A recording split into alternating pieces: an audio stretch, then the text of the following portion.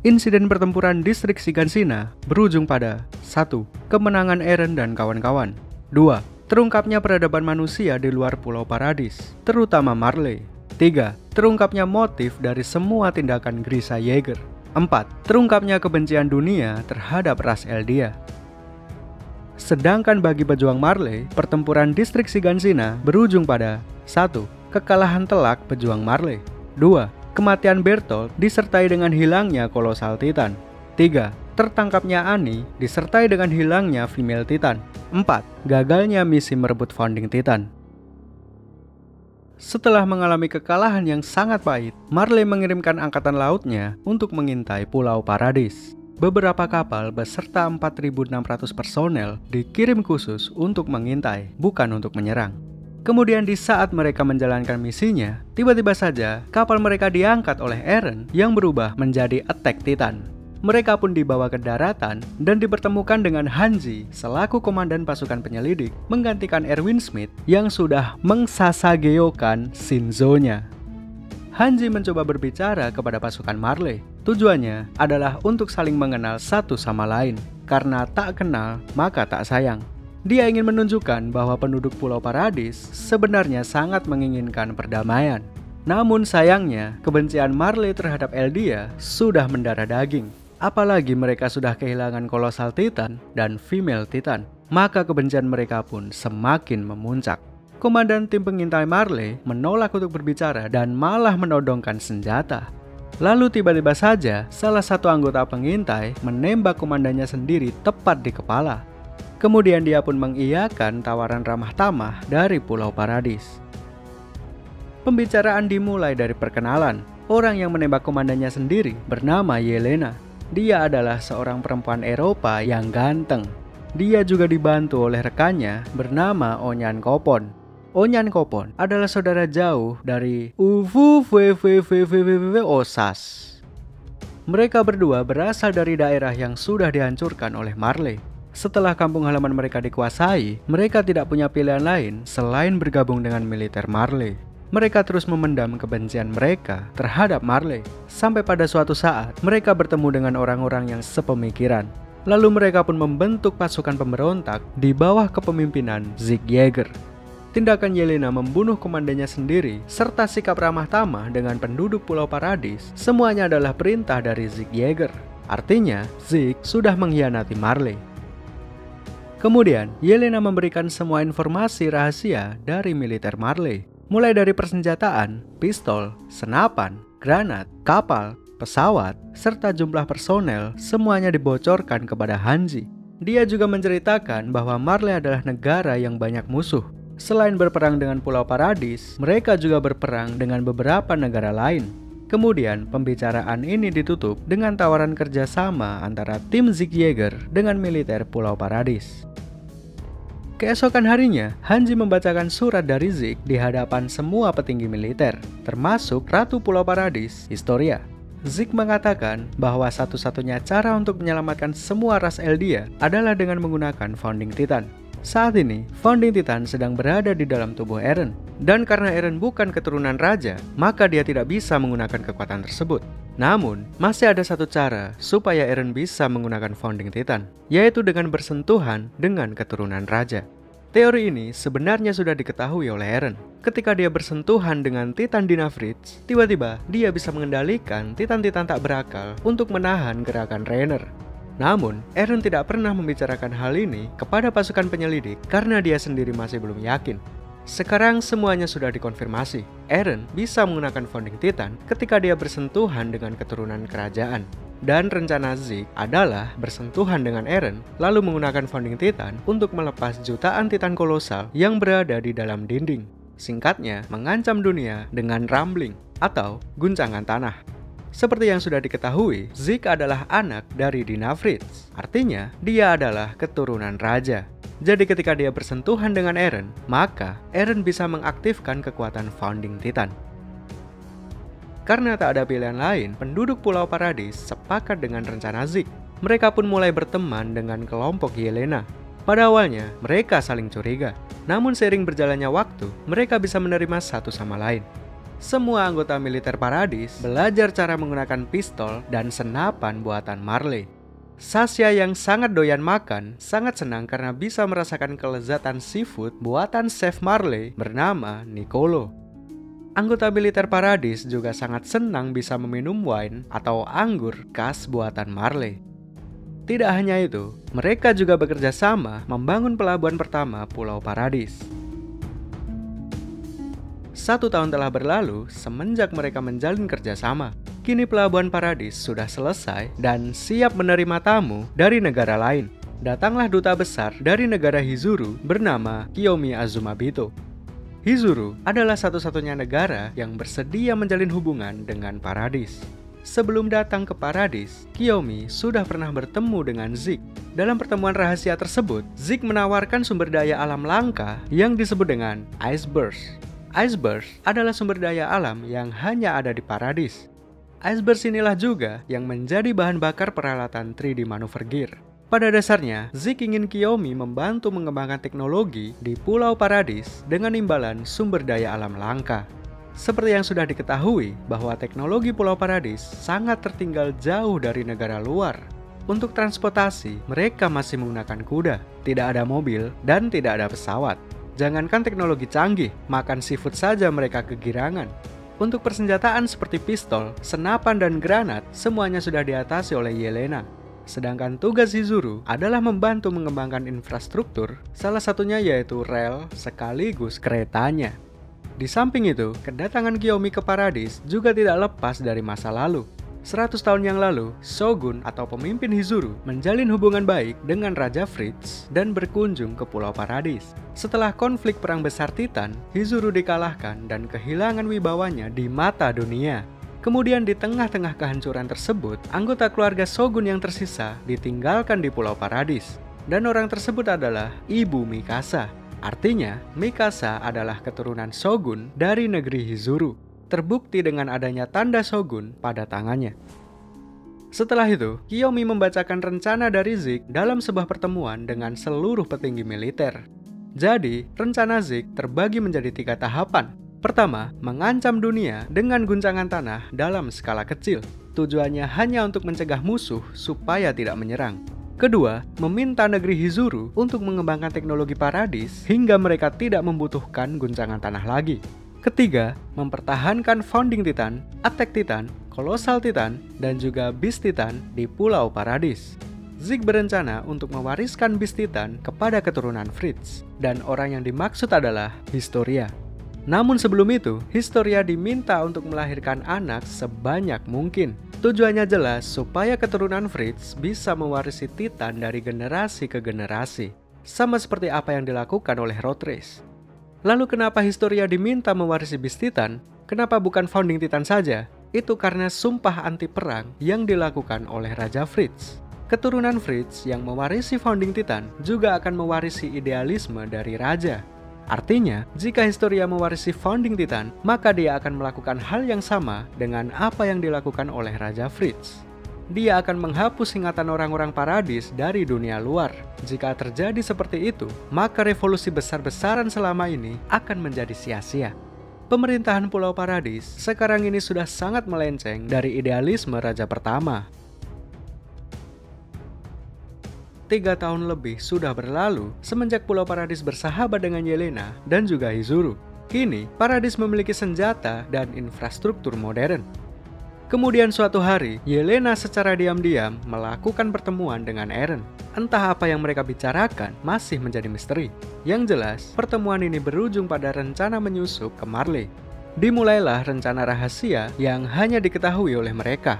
Eren dan Yelena menyusup ke Marley, mereka berdua pun pergi tanpa sepengetahuan pasukan penyelidik. Sementara itu, Marley saat ini sedang berperang melawan aliansi Timur Tengah. Di saat Paradis sedang berfokus pada pembangunan, Marley masih harus melawan musuh-musuh yang lain. Seperti yang sudah dijelaskan sebelumnya, Marley adalah negara yang memiliki banyak musuh. Selain berperang dengan Paradis, mereka juga berperang dengan beberapa negara lain. Apalagi, berita direbutnya Colossal Titan dan Female Titan sudah menyebar ke seluruh dunia. Jadi, musuh-musuh mereka menjadi semakin berani karena Marley sudah kehilangan 2 Titan. Marley mengirimkan ratusan orang Eldia dalam perang ini, termasuk 4 anak, yaitu Falco, Udo, Zofia, dan Gabi. Sebenarnya mereka berempat sedang dalam masa pelatihan untuk mewarisi Titan selanjutnya. Namun karena kondisi Marley sedang berperang, maka komandan mereka yang bernama Magat memutuskan untuk menggunakan medan perang ini sebagai ujian terakhir. Dari keempat anak tersebut, yang paling terobsesi untuk mewarisi Titan adalah Gabi. Otaknya sudah benar-benar tercuci. Dia sangat bangga dengan gelar prajurit Marley yang terhormat. Padahal dia sendiri adalah orang Eldia. Sedangkan 3 orang lainnya mengerti bahwa ras Eldia hanya dimanfaatkan sebagai alat perang saja. Terutama Falco, dialah yang paling muak dengan kondisi ini.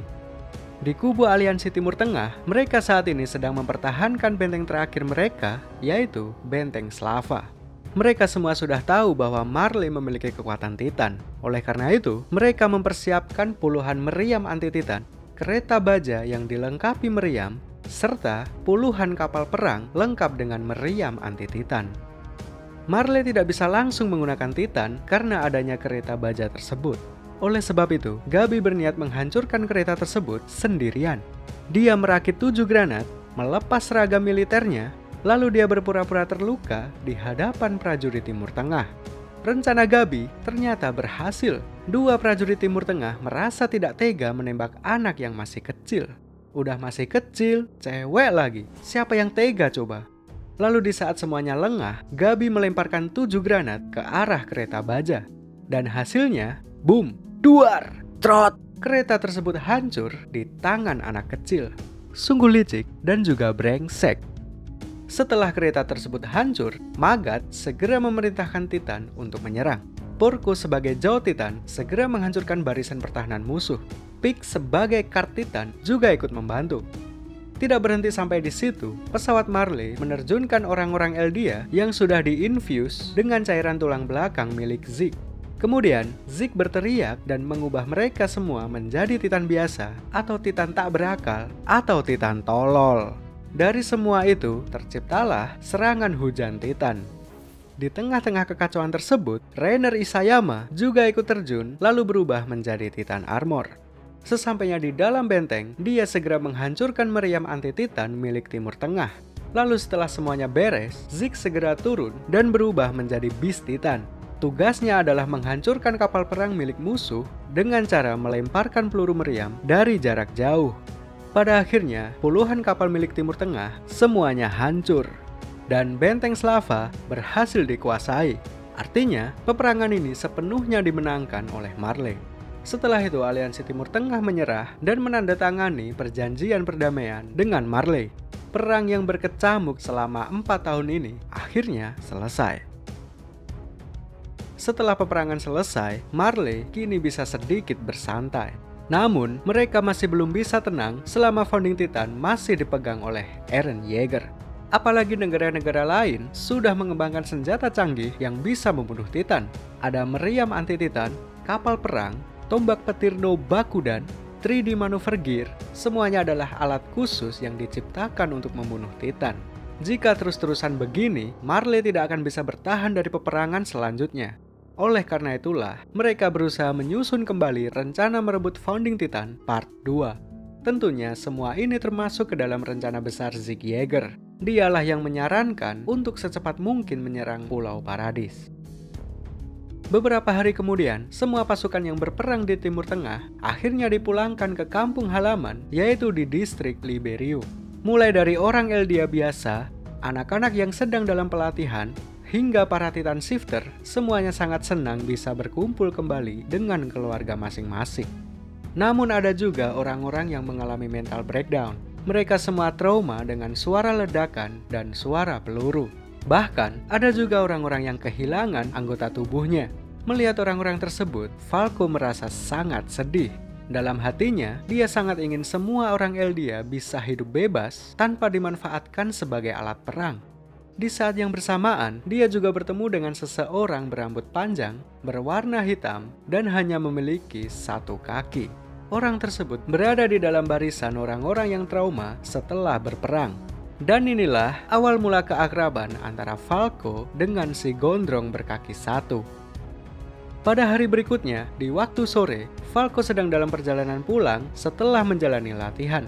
Ketika dia melewati rumah sakit, dia disapa oleh si gondrong berkaki satu.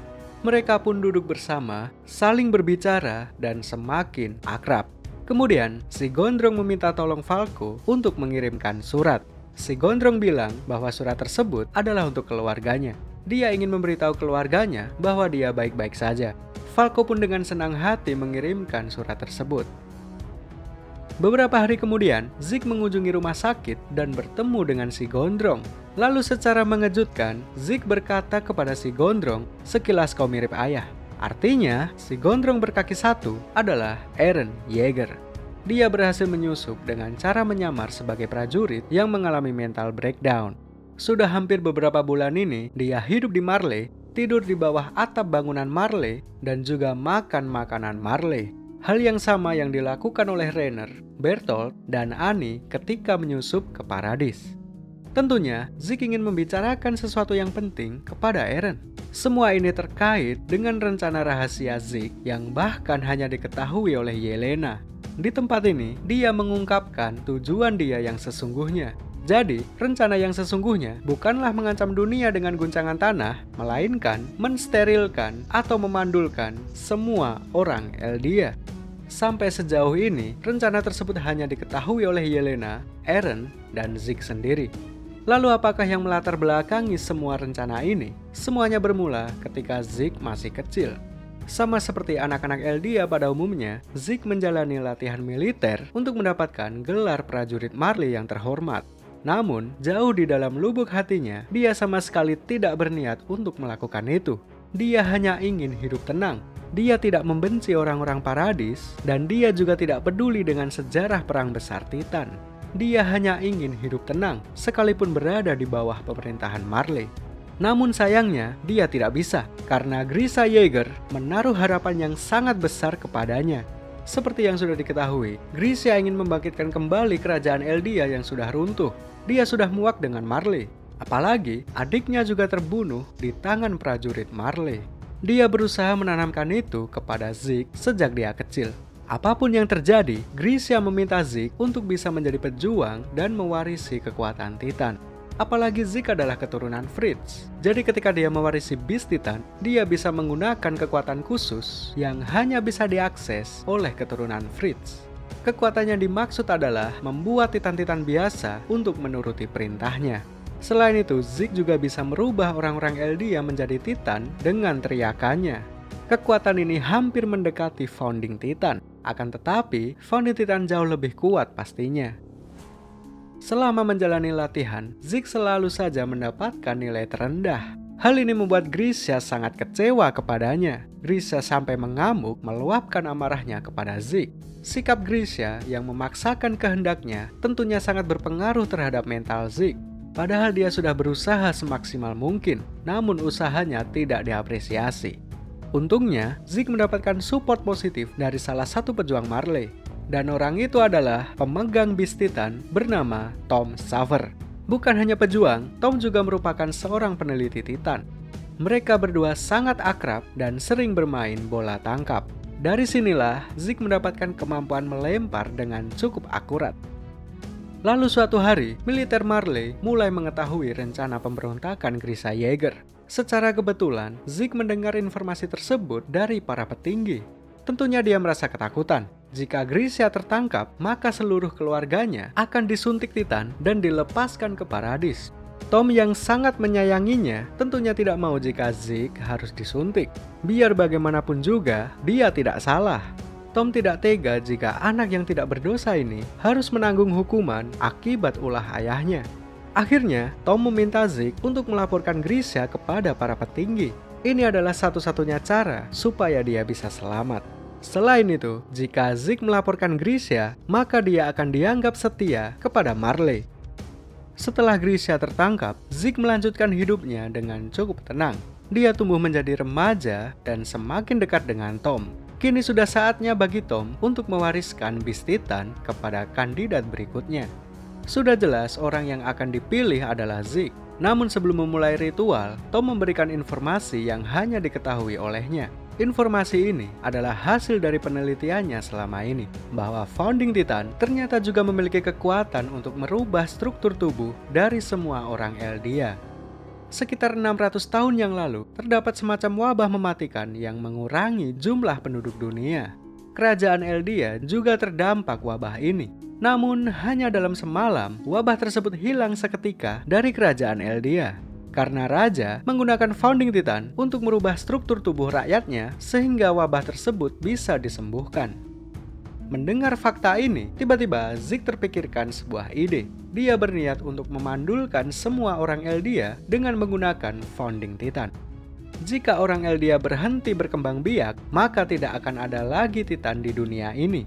Dengan begitu, dunia akan terbebas dari ketakutan Titan. Selain itu, Zeke juga memiliki pemikiran yang unik. Dia ingin menyelamatkan anak-anak Eldia di masa depan dengan cara mencegah kelahirannya.